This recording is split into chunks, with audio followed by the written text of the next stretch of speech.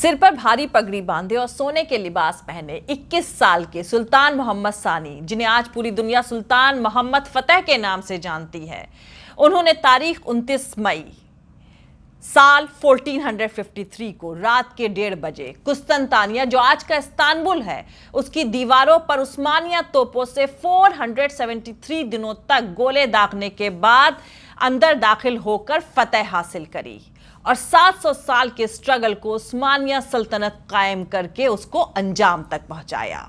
उन्हीं के नाम पर रखे गए टर्की के ड्रिलिंग जहाज फतेह ने 320 अरब क्यूबिक मीटर नेचुरल गैस का भंडार ढूंढ निकाला है।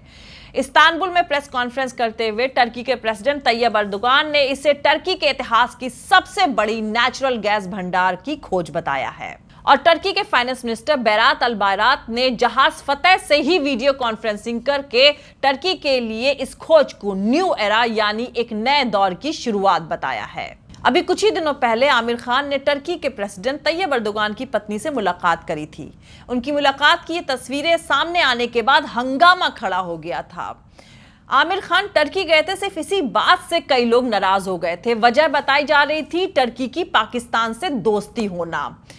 बीजेपी के राज्यसभा मेंबर सुब्रमण्यम स्वामी ने तो यहां तक साफ साफ कह दिया कि टर्की एंटी इंडिया है। 1947 में जब भारत आजाद हुआ और पंडित जवाहरलाल नेहरू भारत के पहले प्रधानमंत्री बने, तब उन्होंने जिन देशों के साथ भारत के रिश्तों को और मजबूत और बेहतर बनाने की कोशिश करी, तुर्की उसमें शामिल था। जब मुस्तफा कमाल पाशा ने ऑटोमन एम्पायर को हटाकर टर्की को एक सेक्युलर डेमोक्रेटिक रिपब्लिक कंट्री बनाया था, तब नेहरू इससे काफी इंप्रेस हुए थे कि इतना बड़ा मुस्लिम मुल्क सेक्युलर देश बनने जा रहा है और वो चाहते थे कि भारत भी ऐसा ही मुल्क बने। अब तुर्की को एंटी इंडिया बताया जा रहा है, इसलिए यहां पर आप लोग को एक बात बताना बेहद जरूरी है। 80 के दशक में जब कश्मीर का मुद्दा जोर पकड़ रहा था, तब मुस्लिम कंट्रीज की ऑर्गेनाइजेशन OIC ने कश्मीर में ह्यूमन राइट्स वायलेशन की सही हालात को जानने के लिए, उसकी जांच पड़ताल के लिए एक ग्रुप बनाया था, जिसमें तुर्की और सऊदी अरब जैसे देश काफी एक्टिव दिखाई दे रहे थे। उस वक्त भारत पर हुकूमत कर रहे सियासी दल को लगा कि तुर्की की भारत के साथ करीबी काम आएगी, इसलिए ताल्लुकात को बेहतर करने के इरादे से भारत के प्रधानमंत्री रहे नरसिम्हा राव और अटल बिहारी वाजपेयी ने तुर्की का दौरा किया था। उसके बाद तुर्की के प्रधानमंत्री रहे बुलंट येविट भी भारत आए थे और सबसे अहम बात यह है कि उन्होंने पाकिस्तान होते हुए भारत आने से इनकार करते हुए कहा था कि पाकिस्तान में जनरल परवेज मुशर्रफ की सरकार है और उन्होंने यह सत्ता डेमोक्रेटिक तरीके से चुनी गई सरकार का तख्ता पलट करके हासिल करी है, इसलिए वो पाकिस्तान ना जाकर सीधे भारत आएंगे। अब आपको बुलंट येविट के बारे में बता दें, तुर्की के प्रधानमंत्री रहे बुलंट येविट ने भगवद गीता और गीतांजलि, जो रविन्द्रनाथ टैगोर की पोएट्रीज का कलेक्शन है, उसका ट्रांसलेशन किया था। ऐसा करने के लिए उन्होंने अंकारा यूनिवर्सिटी से ऊंचे दर्जे की संस्कृत की तालीम हासिल करी थी और बंगाली भी सीखी थी। बुलंट येविट की बड़ी ख्वाहिश रही थी शांति निकेतन विजिट करने की, इसलिए जब साल 2000 में बुलंट येविट भारत के दौरे पर आए थे तो उन्होंने शांति निकेतन भी विजिट किया था। बुलंट येविट की सत्ता के दौरान तुर्की और भारत काफी करीब आ गए थे और 1990 से लेकर 2001 तक ऐसा लगने लगा था कि तुर्की पाकिस्तान का साथ छोड़कर भारत के करीब आ जाएगा।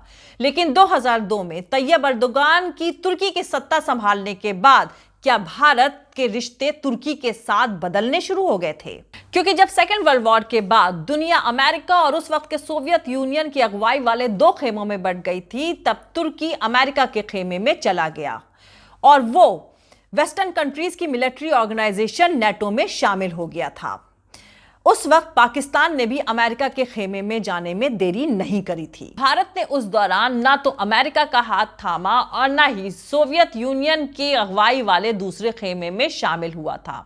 उस वक्त भारत के प्रधानमंत्री रहे पंडित जवाहरलाल नेहरू को इस बात का बहुत अफसोस हुआ था कि उनकी तमाम कोशिशों के बावजूद तुर्की अमेरिका के साथ वेस्टर्न कंट्रीज के ग्रुप में शामिल हो गया था। तो क्या ऐसा समझा जाए कि उसी दौर में भारत और तुर्की के बीच दूरियां बढ़नी शुरू हो गई थी, क्योंकि तुर्की अमेरिका के खेमे में शामिल हो गया था और भारत सोवियत यूनियन की अगुवाई वाले दूसरे खेमे के नजदीक जाने लगा था। लेकिन दोस्तों, ये सियासी गलियारों का तमाशा इतना सिंपल और स्ट्रेट फॉरवर्ड नहीं होता है, क्योंकि मोदी सरकार इस वक्त अमेरिका के सबसे करीब है और देश के इतिहास में पहली बार भारत इतना खुलकर अमेरिका की अगुवाई वाले खेमे में शामिल हुआ है। तुर्की आज भी नेटो का हिस्सा है। तो फिर तुर्की को एंटी इंडिया क्यों कहा जा रहा है? क्या वाकई तुर्की भारत का दोस्त मुल्क नहीं है?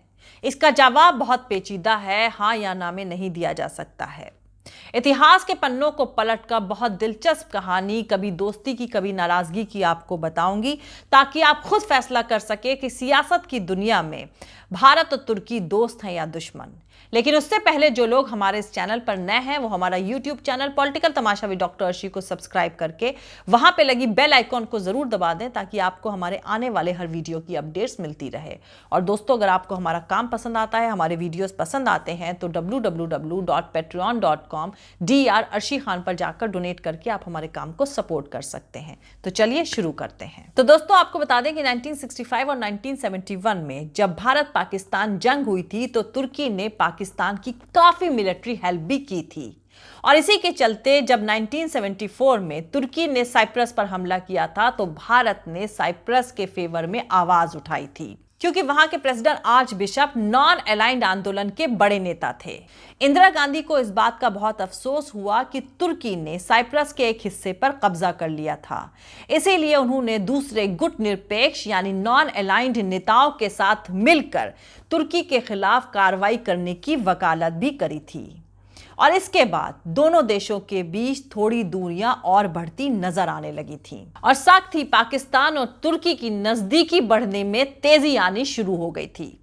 1984 में जब भारत में राजीव गांधी प्रधानमंत्री बने तो भारत और तुर्की के रिश्तों को और बेहतर बनाने की कोशिशें शुरू की गई थी और इसमें काफी हद तक कामयाबी भी मिली। 1998 से 2001 तक भारत और तुर्की के बीच ताल्लुकात काफी अच्छे हो गए थे और इंटरनेशनल पॉलिटिक्स पे नजर रखने वाले जानकारों ने यह कहना शुरू कर दिया था कि तुर्की अब पाकिस्तान को छोड़कर भारत के करीब आ जाएगा।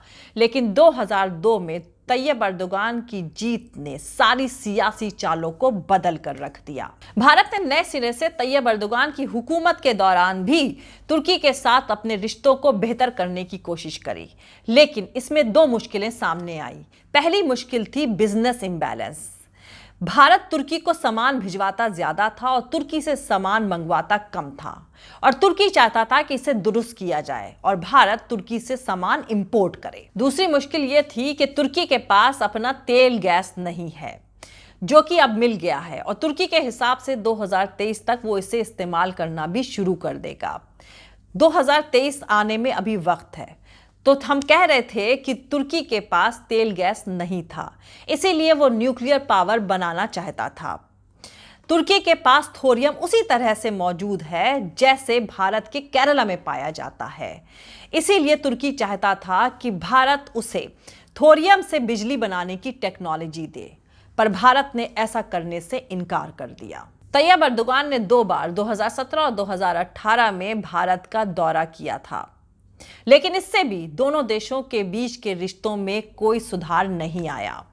जहां एक तरफ भारत की नजदीकी इजराइल के साथ बढ़ती चली गई, वहीं दूसरी तरफ तुर्की भारत से दूर होता चला गया। एक और मुद्दे को लेकर भारत और तुर्की के बीच के रिश्तों में कड़वाहट और बढ़ गई थी। बात थी 2016-17 की, जब तुर्की में तख्ता पलटने की कोशिश करी गई थी। तुर्की ने इसके लिए जिम्मेदार अमेरिका में मौजूद तुर्की के नेता फैतुल्लाह गुलान की ऑर्गेनाइजेशन को ठहराया था। तुर्की ने कहा था कि अमेरिका खुफिया एजेंसी CIA उनका इस्तेमाल करके तुर्की में तख्ता पलट करना चाहती है। गुलान मूवमेंट भारत में भी काफी एक्टिव रहा है। तैयब अर्दोगान की सरकार ने भारत से कहा था कि वो अपने यहाँ गुलान मूवमेंट के जितने भी ऑफिसेज और स्कूल्स हैं उनको बंद करवा दे, लेकिन भारत सरकार ने उनकी इस रिक्वेस्ट को नज़रअंदाज कर दिया था, जिसके बाद भारत और तुर्की के बीच की दूरियां और बढ़ गईं। इसी साल फरवरी में तुर्की के प्रेसिडेंट तैयब अर्दोगान ने पाकिस्तानी संसद में कहा था कि कश्मीर जितना अहम पाकिस्तान के लिए है उतना ही अहम तुर्की के लिए भी है।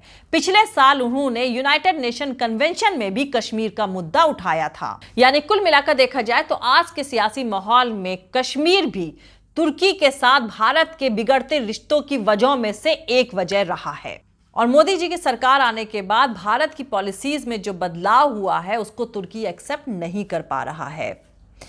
तुर्की को भारत से बहुत उम्मीदें रही हैं क्योंकि दोनों देश एक दूसरे के साथ डील करते आए हैं, लेकिन पिछले 6 सालों से भारत के अंदर जो तेज रफ्तार से बदलाव हुआ है उसका एक्सपीरियंस तुर्की के लिए नया है। तो तुर्की दोस्त है या दुश्मन, इसका जवाब आप लोग खुद सोच समझ कर तलाशिएगा, लेकिन मेरे हिसाब से दोनों मुल्क अपनी अपनी रेस में दौड़ रहे हैं। अब ऐसे हालात में आमिर खान का तुर्की जाकर तुर्की के प्रेसिडेंट की वाइफ से मुलाकात करने वाली खबर हो या तुर्की को ऑयल एंड नेचुरल गैस का बड़ा भंडार मिलने वाली खबर हो, सियासत अपने अपने फायदे के हिसाब से जारी रहेगी दोनों तरफ।